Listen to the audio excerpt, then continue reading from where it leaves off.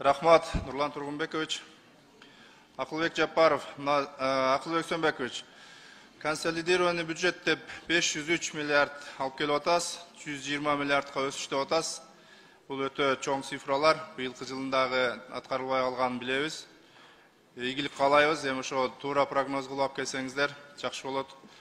Экинчи окууда дагы сунуштарыбызды беребиз. Биринчи суроом, мына административдик территориалдык реформа деп айтып кеттиңиз, баштадык, жүрүп баштады деп атасыздар. Ушуга улай, мына Ош шаарына реформа керек болуп атат да, ошол территориальный. Ош шаарынын территориясы мына сыртынан караган менен шаардын өзүнүн территориясы Кара суунун территориясына кичине болуп кетти да, айланасында Кара суунун айылдары толуп кетти. Еще баягында анклавтары дагы бар. Өтө тартыш маселелер жаралып атат. Мисалы, маршрутка сен Кара суу районуна айылкесиң деп, шаардын ортосуна барбай койгон жерлер бар. Ошол эле учурда шаардын службаларын колдонуп атышат Кара суу районунун. Ушул убакыт келди да, бул инвестициялык климатка да жакшы болот эле. Ушул Ош шаарынын территориясын чоңойтуу боюнча өзүңүз бир жакшы бир комиссия түзөсүзбү, ЖАТРдин эң алдыңкы түптөн кийин Ош шаарынын койсоңуз жакшы болот эле. Айланасында азыр 1 миллионго жакын калк жашап атат. 1 миллион калкы бар Ош шаары десе, инвесторлор да көп келмек да. Ошону эске алып жооп берип койсоңуз. Биз даярбыз. Бишкек шаарынын 2 миллионго чейин өсөт деп жакынкы 10 жылдын ичинде ген планын түзгөнгө тапшырма бергенбиз. Ош шаары дагы 1 миллион кишиден кем эмес болуш керек деген таризде иштеп атабыз. Буюрса башталат. Биз башталат дегенибиз жумушчу топторду түзүп алып, кагаз түрүндө жазап атабыз. Биринчи кагазда баарын жазап бүткөндөн кийин жетишкендиктерин, жетишпештиктерин баарын эске алып, астыга жылабыз. Ош шаары 1 миллион кишиден кем эмес киши жашаш керек, жана ошого ылайыктуу территориясы дагы, инфраструктурасы да болуш керек. Ошол боюнча өзүңүз жакшы ишти баштасаңыз, бул өтө күндүн эң орчундуу маселеси.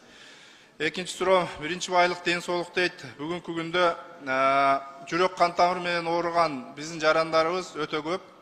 Эң биринчи орунда турат. Биздин 7 миллион калкка бир жылда 7000 операция жасалыш керек экен статистика боюнча. Бүгүнкү күндө болгону 1000ге жакын гана ушу частниктерди кошкондо операция жасалат экен. 6000 адамга жасалбай эле ушул кыйналып өлүп кетип атат деген сөз да.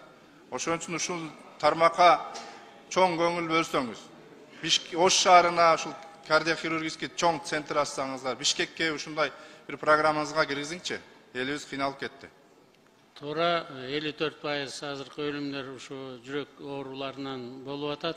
Азыркы этапта кардиология институтунун директору америкалык 2-3 чоң компания менен сүйлөшүүлөрдү жүргүзүп бүтүп калды. $200 өзү стенд экен, анан ошо стендти коюш үчүн одноразовый механизмдерде $200 болот экен. Кыргызстанга $400 менен алып келсек, болчу да экен да.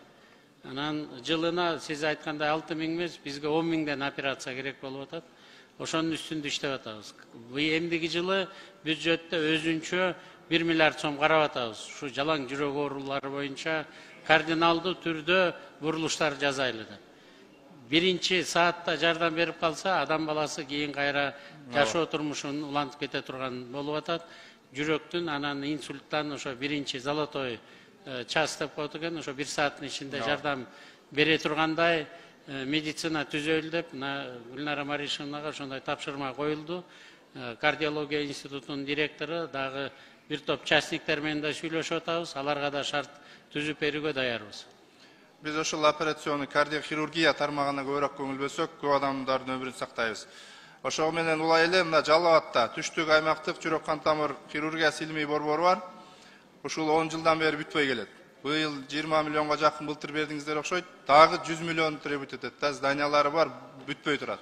Ушуну бюджетке киргизип коюңуздарчы. Барбы бюджетте? Отурабы? Азыр 20 больницанын ордун тактап атабыз, чоң-чоң шаарларда.